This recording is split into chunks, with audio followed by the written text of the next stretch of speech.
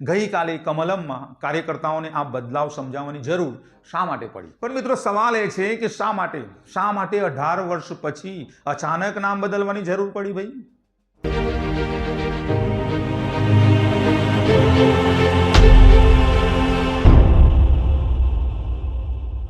નમસ્કાર મિત્રો, તમારું સ્વાગત છે ધ ટ્રેન્ડિંગ ટોકના ગુજરાતી પ્લેલિસ્ટ ટ્રેન્ડિંગ ગુજરાત. મિત્રો, જ્યારે સત્તા ભાષા બદલે છે ત્યારે શું હકીકત પણ બદલાય છે કે નહીં? જ્યારે કોઈ યોજનાનું નામ નવું થાય છે ત્યારે શું માટીમાં વહેતો પરસેવો પણ નવો બને છે કે નહીં? અને જ્યારે બ્રાન્ડિંગ નવું બદલાય છે ત્યારે શું ભૂખ્યા પેટની વ્યથા પણ બદલાય છે કે નહીં? મિત્રો, એક યોજના હતી, બહુ નામી યોજના, Mahatma Gandhi national rural employment guarantee act, યાની કે મનરેગા. વર્ષો સુધી આ શબ્દ ગ્રામીણ ભારતની આશાનું પર્યાય રહ્યું, રોજગારની ગેરંટી રહ્યું અને ગરીબીને પડકારતો કાયદો, યુપીએ સરકારની વૈચારિક વિરાસત. પણ આજે એ શબ્દ દસ્તાવેજોમાં નથી. આજે છે એની જગ્યાએ વીબીજી રામજી. આ વિડીયો મિત્રો અંત સુધી જોજો, કારણ કે જો તમે તમારા ગામમાં, તાલુકામાં કે જિલ્લા સ્તરે મનરેગા હેઠળ હાલ કયા કામ ચાલી રહ્યા છે અથવા તો નજીકના ભવિષ્યમાં કયા કામ મંજૂર થવાના છે યા તો થયા છે એ જાતે જોવા માંગતા હોય તો આ વિડીયોના અંતે હું તમને એક લિંક આપીશ, જ્યાં તમે તમારા પોતાના ગામની મનરેગાની સ્થિતિ તમારા મોબાઈલ પર જાતે જોઈ શકશો. કારણ કે મિત્રો, આ ચર્ચા ફક્ત દિલ્હીની નથી, આ ચર્ચા લોકસભાની નથી, આ તમારા ગામની છે, તમારા વિસ્તારની છે, તમારા રોજગારની છે અને અંતે તમારા ટેક્સના પૈસાની છે. અને અહીંથી સવાલ ઊભો થાય છે કે શું નામ બદલવાથી ગ્રામીણ મજૂરોના જીવનમાં વાસ્તવિક ફેરફાર આવશે કે નહીં? કે પછી જમીન પરના અમલ જૂનો જ રહેશે જે વર્ષોથી આવતો રહ્યો છે અને બદલાવ માત્ર શબ્દોમાં જ સીમિત રહેશે જે થતું આવ્યું છે? શું ભારતીય રાજકારણ હવે વિકાસ કરતા બ્રાન્ડિંગ પર વધુ આધાર રાખી રહ્યું છે? મનરેગા, જે યુપીએ સરકારની ઓળખ રહી હતી, તેનું નામ બદલવાથી ભાજપ કયો સંદેશો આપવાનો પ્રયાસ કરી રહ્યો છે? ગઈકાલે કમલમમાં કાર્યકર્તાઓને આ બદલાવ સમજાવવાની જરૂર શા માટે પડી? શું આ માત્ર યોજનાની માહિતી માટે હતું કે પછી જનમાનસ તૈયાર કરવાની રાજકીય કવાયત? અને મિત્રો, કોઈ યોજનાનું નામ બદલાય એ મોટી ખબર છે કે ગામડામાં કામ મળવું એ ખરેખર મોટો મુદ્દો છે?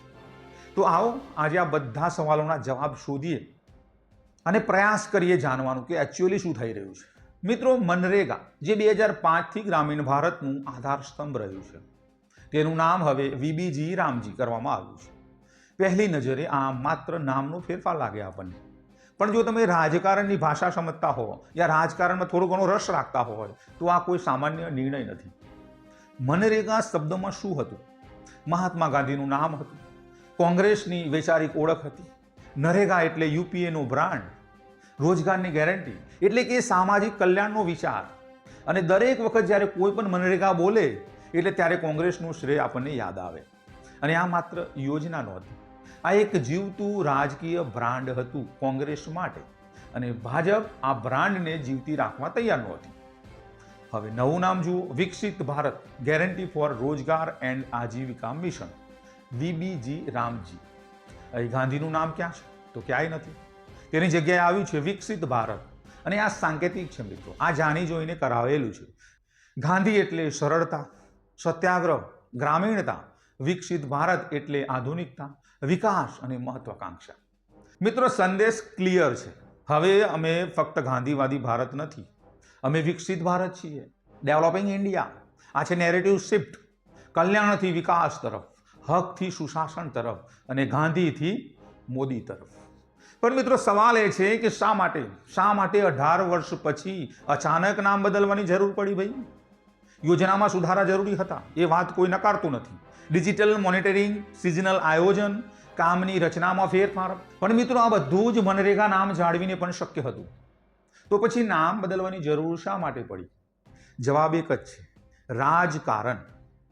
ભાજપ પોતાની વિરાસત ગઢવા માંગે છે, કોંગ્રેસની વિરાસત આગળ લઈ જવા નથી માંગતી. સ્વાભાવિક છે. પછી ભલેની યોજના જનહિતમાં હોય કે ના હોય, આ આધુનિક રાજકારણની હકીકત છે, એ કડવી છે. અને આ માત્ર ભારતમાં જ નથી થતું. વિશ્વભરમાં નવી સરકારો આવે ત્યારે જૂની યોજનાઓના નવા નામ અપાય છે, એને કોટિંગ કરાય છે. કારણ કે મિત્રો, લોકોને લાગવું જોઈએ કે નવી સરકાર કંઈક નવું કરી રહી છે. અને હવે આવીએ મિત્રો ગઈકાલની વાત પર. 23 જાન્યુઆરી કમલમ, ગુજરાત ભાજપનું મુખ્ય મથક. રાજ્ય પ્રમુખ, જિલ્લા પ્રમુખો, MLA, MP સૌ કોઈ હાજર હતા. હેતુ જણાવાયો હતો કે વીબીજી રામજી યોજના સમજાવવી. પણ જો માત્ર યોજના જ સમજાવવાની હતી તો વહીવટી અધિકારીઓને કેમ નહોતા બોલાવાયા? કારણ કે મિત્રો વહીવટી બેઠક નહોતી, આ રાજકીય કવાયત હતી. કાર્યકર્તાઓને સમજાવવાનું હતું કે જનતાને સમજાવવાની તૈયારી કરો, કોંગ્રેસના સવાલના જવાબો આપવાની તૈયારી કરો. અને મિત્રો સૌથી મહત્વનું, જનમાનસ તૈયાર કરવાનું, જમીન પર એક માહોલ બનાવવાનો કે VBG RAM G is the best than MNREGA. મિત્રો ગુજરાત હંમેશા ભાજપ માટે પ્રયોગશાળા રહ્યું છે. 2001થી સતત શાસન મોદી મોડલની જન્મભૂમિ છે, નેરેટિવની ફેક્ટરી. અહીં જે કામ કરે તે આખા દેશમાં લાગુ પડે, એટલે પહેલી શરૂઆત ગુજરાતમાં ચાલુ થાય, ગાંધીનગરથી. એટલે કમલમની વર્કશોપનો અર્થ સ્પષ્ટ છે, પહેલા ગુજરાત પછી દેશ. હવે આવીએ અસલ મુદ્દા પર. શું નામ બદલવાથી ગ્રામીણ મજૂરોના જીવનમાં વાસ્તવિક ફેરફાર આવશે? મિત્રો ડિજિટલ મોનિટરિંગ સારું છે, સુધારા જરૂરી છે, પણ જમીન પર શું? પૈસા સમયસર પહોંચશે? ભ્રષ્ટાચાર અટકશે? બચુભાઈ ખાબડ યાદ છે ને, એમના દીકરા અને ભાજપના જ હતા, અટકશે? કામની ગુણવત્તા સુધરી છે કે સુધરશે? નામ બદલવાથી આ બધું બદલાશે કે નહીં? કે ખાલી પછી મનરેગાથી વીજીબી રામજી લેટર પેડમાં જ નવું થશે? મિત્રો ઇતિહાસ સામે છે. સ્વચ્છ ભારત યાદ કરો, આખા દેશમાં બધા ઝાડુ લઈને મંડી પડ્યા હતા, પણ આજે પણ કચરાના ઢગલા છે. મિત્રો બ્રાન્ડિંગ બદલવાથી ગ્રાઉન્ડ રિયાલિટી બદલાય છે? આ પ્રશ્ન ફક્ત વીબીજી રામજી માટે નથી, આખી રાજકીય વ્યવસ્થા માટે છે. બ્રાન્ડ બદલવાથી યોજનામાં જમીનમાં અવતરણ બદલાઈ જશે એવું છે? એવું નથી. અંતે વાત યોજના કે નામની નથી મિત્રો, વાત છે માણસની, જે આજે પણ ગામડામાં ઊભો છે. તેને ખબર નથી કે યોજના શું કહેવાય છે, તેને ખબર નથી કે નેરેટિવ શું છે, તેને ખબર નથી કે કમલમમાં બેઠક થઈ કે નહીં થઈ, અને થઈ તો કેમ થઈ. તેને ફક્ત એક જ ખબર છે કે આજે કામ મળશે કે નહીં, અને કામ મળશે તો મને સાંજનો રોટલો મળશે કે નહીં, પગાર આવશે કે નહીં, અને આવશે તો મારા બાળકો ભણી શકશે કે નહીં. અને એટલે જ જેમ મેં વિડીયોના શરૂઆતમાં કહ્યું કે જો તમે તમારા ગામ, તાલુકા કે જિલ્લા સ્તરે મનરેગા હેઠળ હાલ કયા કામ ચાલી રહ્યા છે અથવા નજીકના સમયમાં કયા કામ મંજૂર થયા છે તે જાતે જોવા માંગતા હો તો આ વિડીયોના નીચે અને ડિસ્ક્રિપ્શન, આ મેં પિન કરેલી કોમેન્ટમાં હું એક લિંક મૂકી રહ્યો છું. આ લિંક પરથી તમે તમારા પોતાના ગામની મનરેગાની સ્થિતિ, ચાલુ કામ, મંજૂર થયેલ કામ અને વિગતો તમારા મોબાઈલ પર જાતે જોઈ શકો. કારણ કે મિત્રો સાચો જવાબ પ્રેસ નોટમાં નથી, ભાષણોમાં નથી, મોટા મોટા વાયદામાં પણ નથી, કે પછી નામ બદલવામાં પણ નથી.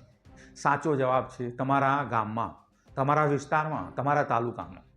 તો અંતે પ્રશ્ન એક જ છે, યોજનાનું નામ બદલાય એ મોટી ખબર છે કે પછી ગામડામાં ખરેખર કામ મળવું એ સાચી ખબર છે?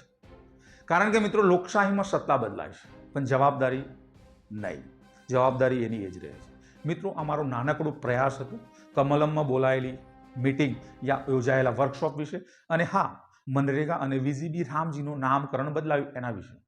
વિડીયો સારો લાગ્યો હોય તો લાઈક કરજો, શેર કરજો, અને હા, ચેનલને હજુ સુધી સબસ્ક્રાઇબ ના કરી હોય તો મિત્રો ચેનલને સબસ્ક્રાઇબ કરજો.